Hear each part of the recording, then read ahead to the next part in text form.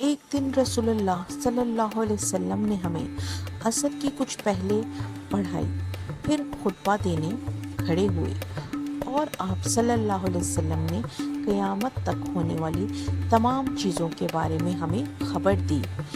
یاد رکھنے والوں نے اسے یاد رکھا اور بھولنے والے بھول گئے۔ آپ صلی اللہ علیہ وسلم نے جو باتیں بیان فرمائیں اس میں سے ایک بات یہ بھی تھی، دنیا میٹھی اور سرسبز ہے، اللہ تعالیٰ تمہیں اس میں خلیفہ بنائے گا، پھر دیکھے گا کہ تم کیسا عمل کرتے ہو۔ خبردار، دنیا سے اور عورتوں سے بچ کر رہو۔ آپ صلی اللہ علیہ وسلم نے یہ بھی فرمایا، خبردار، حق جان لینے کے بعد کسی آدمی کو لوگوں کا خوف اسے بیان کرنے سے نہ روک دے۔ ابو سعید خدری رضی اللہ تعالیٰ عنہ نے روتے ہوئے کہا، اللہ کی قسم، ہم نے بہت ساری چیزیں دیکھی ہیں اور بیان کرنے سے ڈر گئے۔ آپ صلی اللہ علیہ وسلم نے یہ بھی بیان فرمایا، خبردار، قیامت کے دن ہر عہد توڑنے والے کے لیے اس کے عہد توڑنے کے مطابق ایک جھنڈا ہوگا، اور امام عام کے عہد توڑنے سے بڑھ کر کوئی عہد توڑنا نہیں۔ اس عہد کے توڑنے والے کا جھنڈا اس کے سرین کے پاس نصب کیا جائے گا۔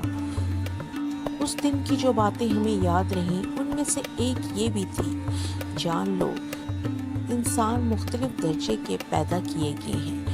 کچھ لوگ پیدائشی مومن ہوتے ہیں، مومن بن کر زندگی گزارتے ہیں اور ایمان کی حالت میں دنیا سے رخصت ہوتے ہیں۔ کچھ لوگ کافر پیدا ہوتے ہیں، کافر بن کر زندگی گزارتے ہیں اور کافر کی حالت میں مرتے ہیں۔ کچھ لوگ مومن پیدا ہوتے ہیں، مومن بن کر زندگی گزارتے ہیں اور کفر کی حالت میں ان کی موت آتی ہے۔ کچھ لوگ کافر پیدا ہوتے ہیں، کافر بن کر زندہ رہتے ہیں اور ایمان کی حالت میں ان کی موت آتی ہے۔ کچھ لوگوں کو غصہ دیر سے آتا ہے اور جلد ٹھنڈا ہو جاتا ہے۔ کچھ لوگوں کو غصہ جلد آتا ہے اور دیر سے ٹھنڈا ہوتا ہے، یہ دونوں برابر ہیں۔ جان لو، کچھ لوگ ایسے ہیں جنہیں جلد غصہ آتا ہے اور دیر سے ٹھنڈا ہوتا ہے۔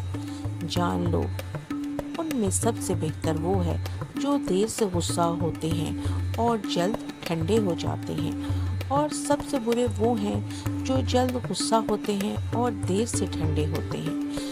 جان لو، کچھ لوگ اچھے ڈھنگ سے قرض ادا کرتے ہیں اور اچھے ڈھنگ سے قرض وصول کرتے ہیں۔ کچھ لوگ بدسلوکی سے قرض ادا کرتے ہیں اور بدسلوکی سے وصول کرتے ہیں۔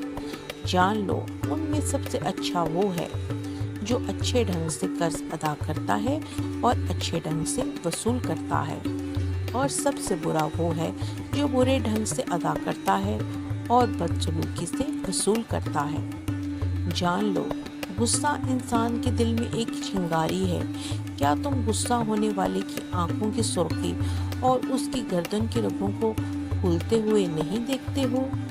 لہٰذا جس شخص کو غصے کا احساس ہو وہ زمین سے چپک جائے۔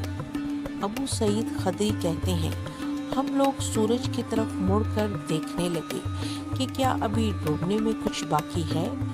رسول اللہ صلی اللہ علیہ وسلم نے فرمایا، جان لو، دنیا کے گزرے ہوئے حصے کی بنسبت اب جو حصہ باقی ہے وہ اتنا ہی ہے جتنا حصہ آج کا تمہارے گزرے ہوئے دن کی بنسبت باقی ہے۔